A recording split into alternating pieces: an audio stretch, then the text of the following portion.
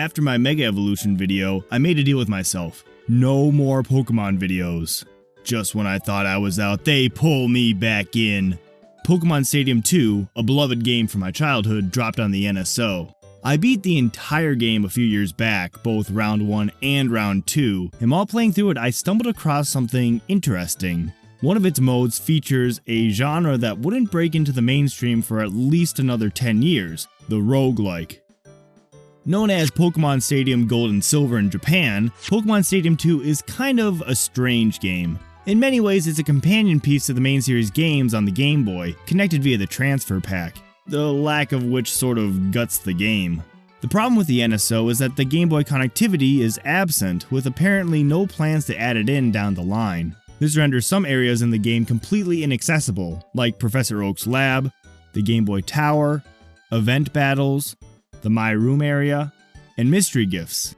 Other parts now rely solely on rental Pokemon, like the Gym Leader Castle and the Stadium Cups. These really are the heart of the game, seeing as you must finish them both to get to the end. I can't recommend trying to beat this game using the less than stellar rental Pokemon running a bunch of unreliable movesets. I had enough trouble with my maxed out teams running strong movesets, though a rental Pokemon guide exists on GameFAQs linked below if the obsession takes a hold of you. But there are some things on the NSO left intact that you can try, like Battle Now to quickly start a battle with a friend or against the computer character Cal, with teams chosen randomly from a small selection of Pokemon. You can visit Earl's Pokemon Academy, where you can attend lectures to learn new battle skills and participate in a number of test battles. There's also a library there that acts as an encyclopedia on Pokemon, items, and battling in general. And there's the most memorable section from my childhood, the minigame area.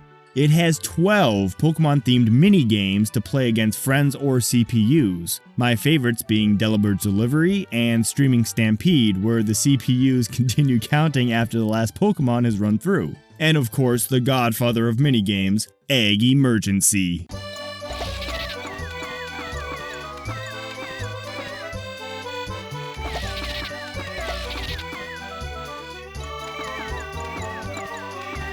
This area also has a pretty engaging quiz challenge for you super nerds out there. But that's not what we're talking about today, no sir. There's one other mode I glossed over that is left completely intact on the NSO, and has strong roguelike characteristics that fans of the genre, as well as fans of Pokemon, might take interest in. I'm talking about the Challenge Cup. Now, I mentioned this a little in my 20xDX video, but a roguelike should have a few key characteristics. There should be a strong element of procedurally generated randomness to the gameplay, usually in the items and abilities you start with and acquire, and the enemies you encounter during a run. Permadeath is a must. And the two characteristics that distinguish roguelikes from roguelites: turn-based battles and no meta progression. Pokemon has always been turn-based, so you can check that one off. And the way Stadium Cups work is that none of the progress of one run carries over to the next, meaning no meta progression. Permadeath is also a feature of these Stadium Cups. Lose a battle and you're sent back to the beginning of the cup. The only caveat is if you receive an extra continue from a perfect battle, where none of your Pokemon fainted. This provides a bit of a buffer, allowing you to retry a battle, but it doesn't negate permadeath, believe me. You can still lose a run even after earning a continue or two. And to address randomness, we need to get into the specifics of the Challenge Cup. The Challenge Cup is broken up into 4 classes: Pokeball, Great Ball, Ultra Ball, and Master Ball. Each class features a set level for its Pokemon, and forces you to defeat 8 trainers in order to clear it. Plus, each class must be unlocked by defeating the class before it, beginning with the Pokeball class. The Challenge Cup is completed when all 4 classes have been finished. Now, in the standard battle mode, featured in the Stadium Cups as well as the Gym Leader Castle, you choose a team of 6 Pokemon, and then before battle, there is a pre-battle screen where you and your opponent can view each other's teams, and then covertly select the 3 you want to bring into battle.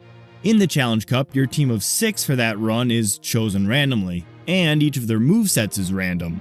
But before you get all hot and bothered imagining how horribly that could go, hear me out. Each of the 4 classes has its own set of Pokemon from which to select, ranging from 57 to 59 Pokemon. These sets are roughly sorted by base stat total, evolution status, and type distribution. For instance, Ivysaur and Wartortle are Great Ball class, but Charmeleon gets bumped up to the Ultra Ball class due to his fire typing.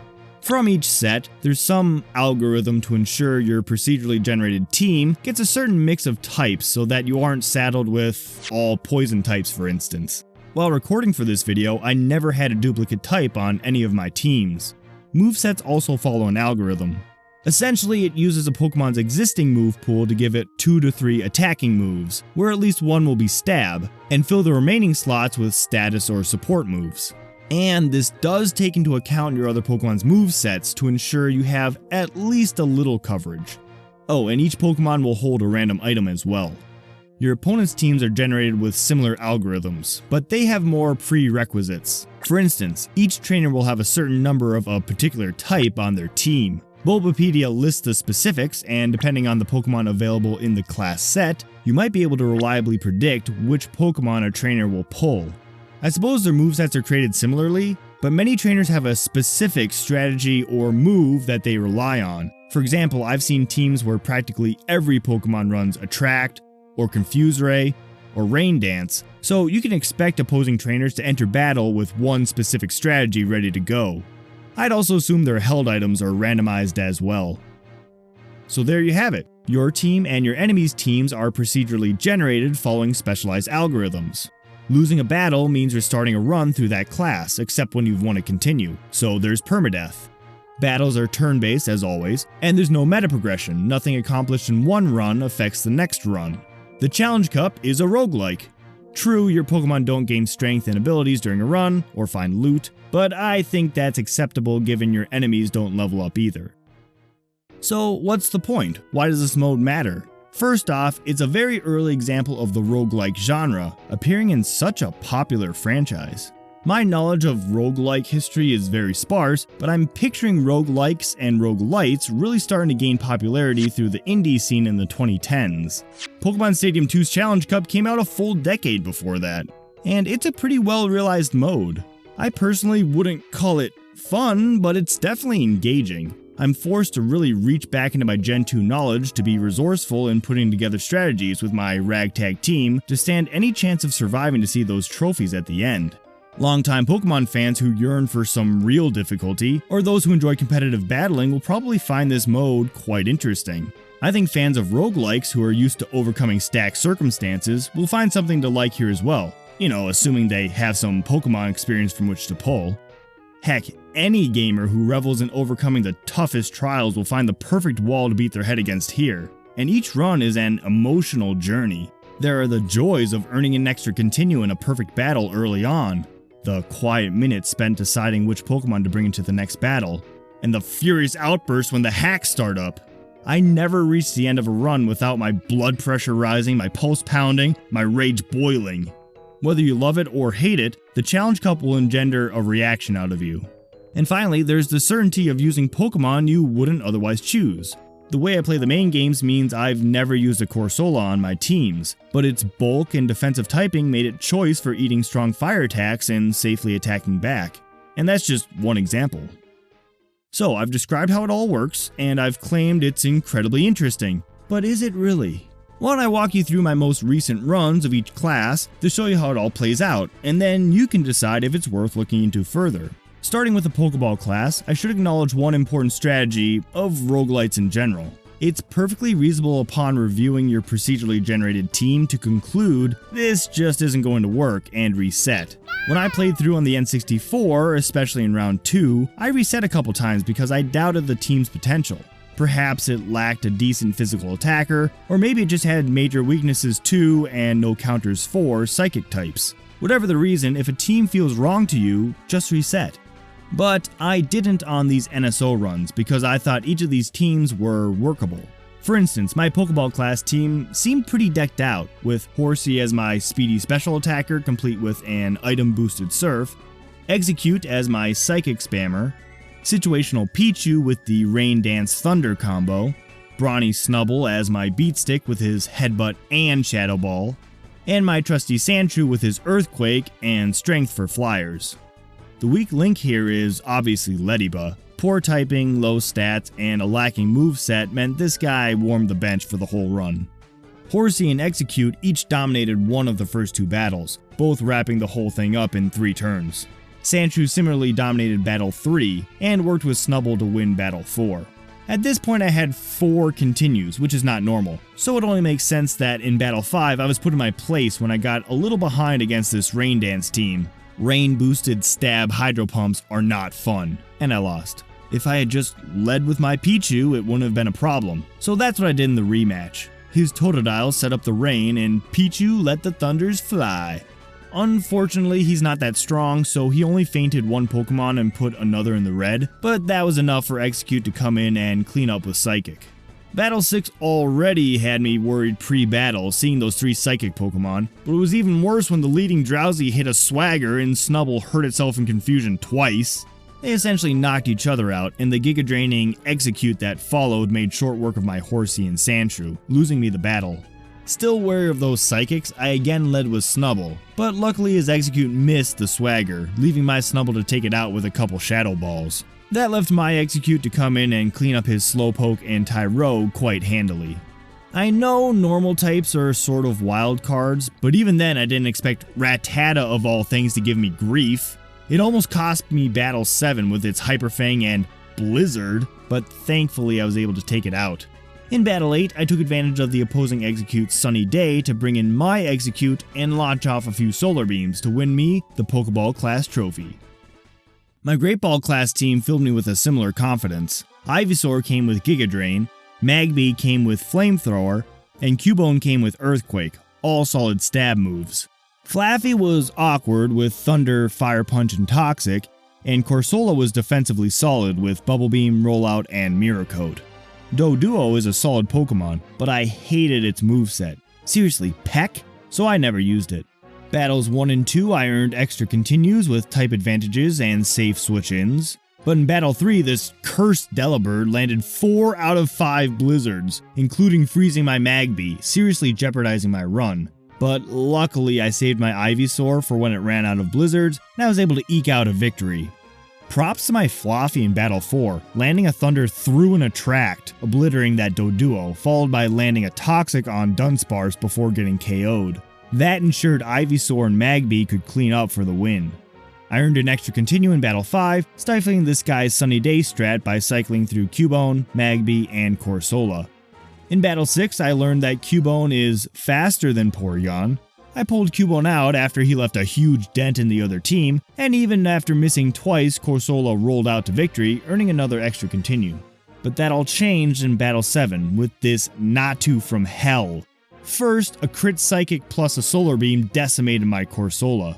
I tried a Swagger strategy with my Cubone, but Natu had a Bitter Berry, so I used a second Swagger, and it did hit itself, allowing Cubone to bring it into the red with Iron Tail.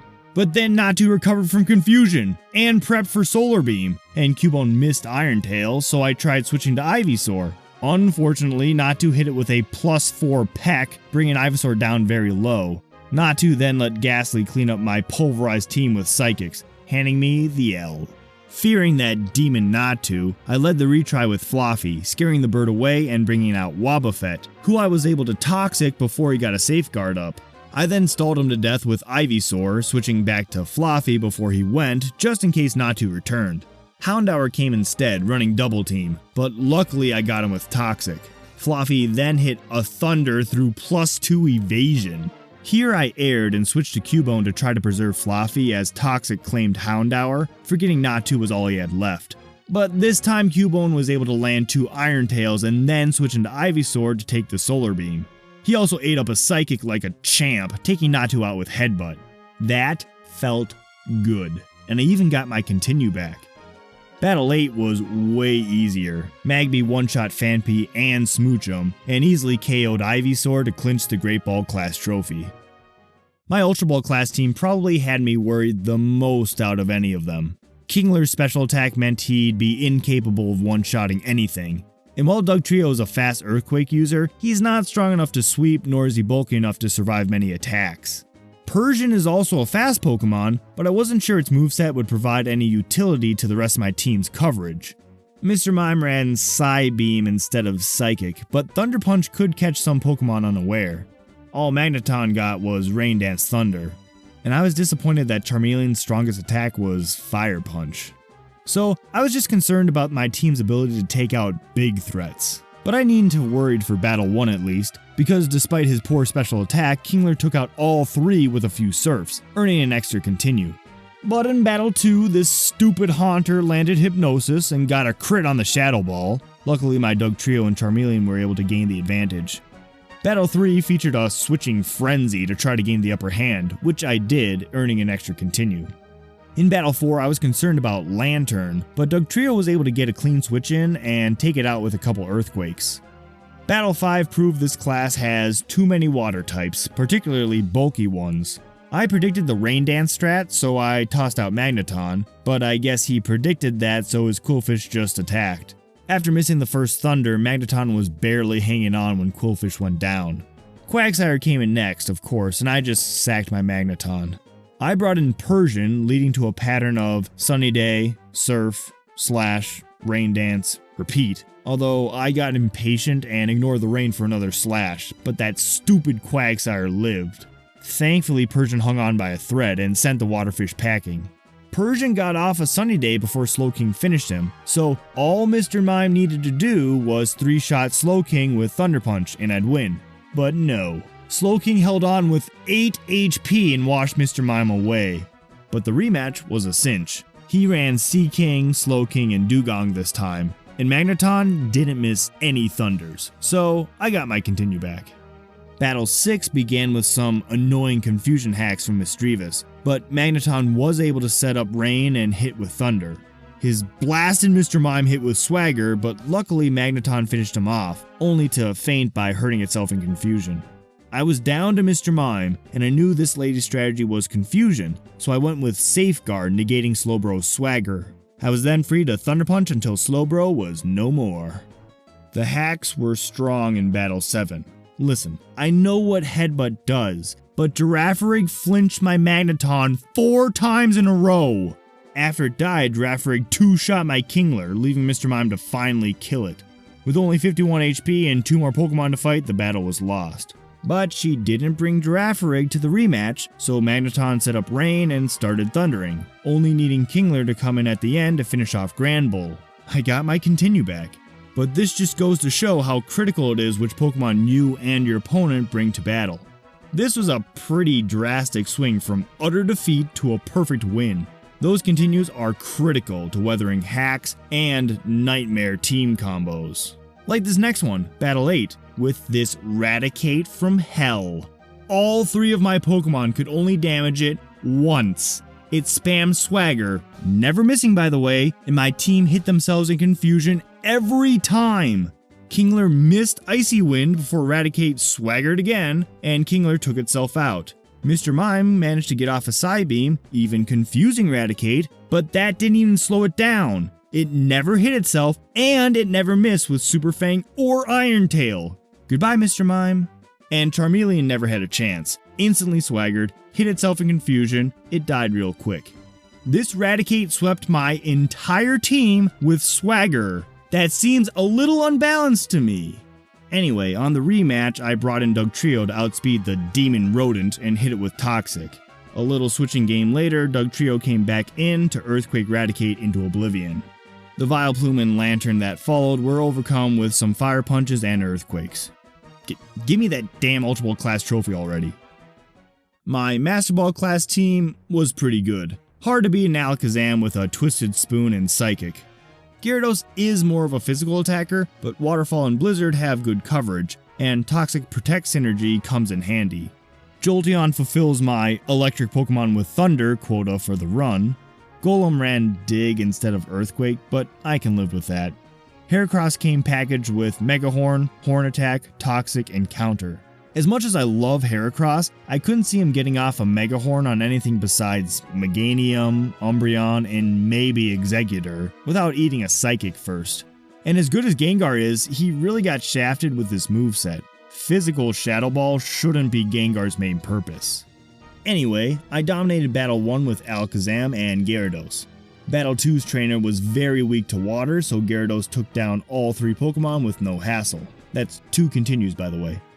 I was worried about Battle 3's Snorlax. I always seemed to struggle against him, but he didn't do too much here. He switched into a Thunder and got paralyzed, and after switching into Golem, it was clear he had nothing for him besides Ice Punch. It took a few digs, but Golem brought the big boy down. Jolteon mopped up afterwards. In Battle 4, my Chad Alakazam resisted the attraction of both Miltank and Kangaskhan, wrapping the entire battle up with 5 Psychics. Another continue. But Battle 5 had some hacks. The team's 2 Fire types and 1 Grass type ran Sunny Day. It was going alright. Gyarados had whittled down the first 2 past half with the Toxic Protect combo, but then Flareon switched in on Blizzard. It never missed a single Fire Blast it spammed after setting up another Sunny Day. Alakazam could have finished it off, but it missed with Psychic twice. I'm guessing Flareon had Bright Powder, but what are the odds of missing twice in a row? That lost me Alakazam, and thus the battle because all I had left was Heracross, who couldn't outspeed Arcanine.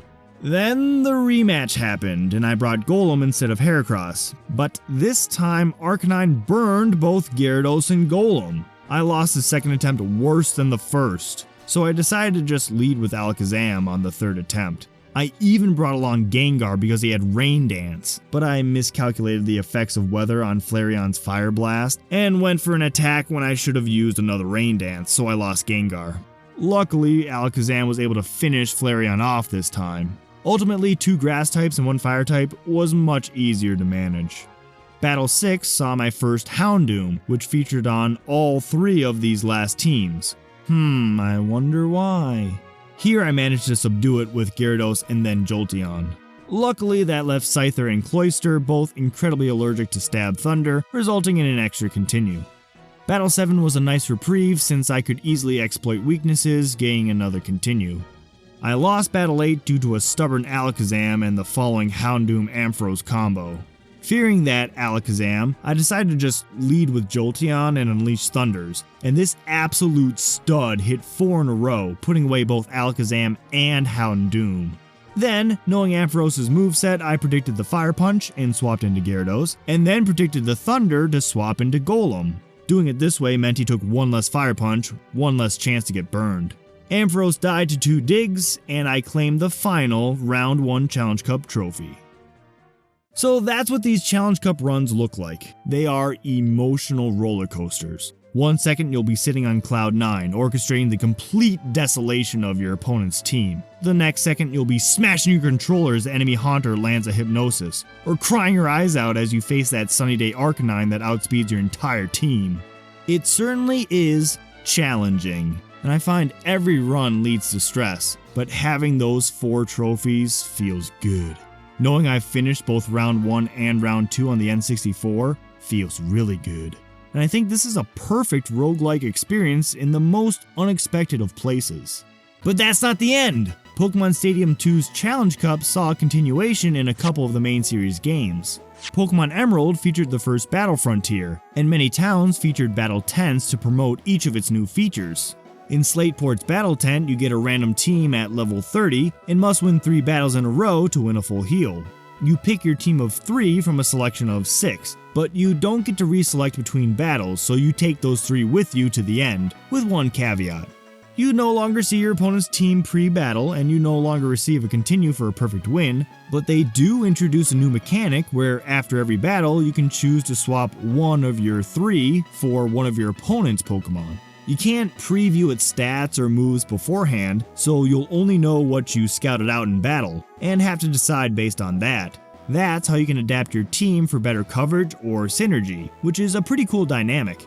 The only downside here is that you don't really get the same challenge as you did in Stadium 2. For my first team I led with Plusle, followed by Kadabra and Ninjask. I didn't really know if the Ninjask would do much, so I did swap it out with Swellow after that first battle. But I made it most of the way through just with Plusle's Thunder Wave and Spark, and then letting Kadabra clean up with Confusion. But the battle tents were just an appetizer for the Battle Frontier. Slateport's Battle Tent was a preview of the Battle Factory. It works much like the Battle Tent, but you enter either the level 50 round or the open level round, and can sign up for singles or doubles. Here you must make it through 7 battles to earn some BP. And they added a hint system to give you the merest suggestion of what you'll see in the next battle as a sort of replacement for previewing the opposing teams pre-battle, but I personally found it utterly useless. I was worried about my selections in my first level 50 bout, but it was needless. Leading with a Combuskin wound up paving the way to victory, and Gloom could clean up its walls. Delcatty actually dealt some respectable damage with Stab's secret power, and I only swapped it out late for Pidgeotto for some coverage. Having the option to swap out a Pokemon is a really cool idea that gives a great risk-reward consideration to each run. However, losing the continue system is tough. True, many of the battles felt pretty easy here compared to Stadium 2, like trainers didn't have any preset strategies to run. But that doesn't preclude hacks and tough team combos, and without continues you have no way to weather the storm. But on the plus side, you have a challenge mode with abilities, adding another layer of strategy to your runs. When Gen 4 brought back the Battle Frontier to Platinum and Heart Gold and Soul Silver, the Battle Factory returned as well, carrying over almost verbatim from Emerald. The only real difference being the hint system, which in my experience straight up told me what Pokemon my upcoming opponent had. Definitely more useful than in Emerald, but perhaps an overcorrection. I'm not complaining though. I was sure my selection screwed me over in my first level 50 round. I led with Seal, with dual priority Aqua Jet and Ice Shard. But I have to give him credit, he carried his weight. Machop was my beat stick, but was too slow at times to reach his potential. Mime Jr. was for special cleanup, and that team got me through the first two battles. But then I decided to try switching Seal out for Chinchou, and I gained a new appreciation for this Pokemon. Obviously its rare water electric typing has great coverage, but paired with Thunderwave and Icy Wind, he brought me through the bulk of the resistance. The team preview told me the final battle was stacked with grass types, a problem for my team, so I swapped Machop with Growlithe, helping me through the last battle. Honestly, it's the same as it was in Emerald, but now sporting the physical special split to account for in your strategies. The real bummer about the roguelike experience in Generations 3 and 4 is that, unless you already have the game cards from way back when, it's officially unavailable in the modern day. But if you're interested, don't let that stop you. And that is the history of the roguelike in the Pokemon series. The Battle Factory was its final appearance, with the Battle Frontier being jettisoned in Generation 5. I don't know if it's been revealed yet exactly what the Indigo Disc will entail, but I doubt it will feature the Battle Factory or something equivalent. Which is why it's so cool that anyone with the NSO expansion pack can now play the Challenge Cup in Stadium 2, providing instant access to the Pokemon roguelike experience. If you've watched this far and have any interest, give it a try and let me know how it goes. I'm very interested in how difficult this is for others. And perhaps you can get some use out of that NSO expansion pack. Thanks again for checking this out, and I hope to catch you in the next one.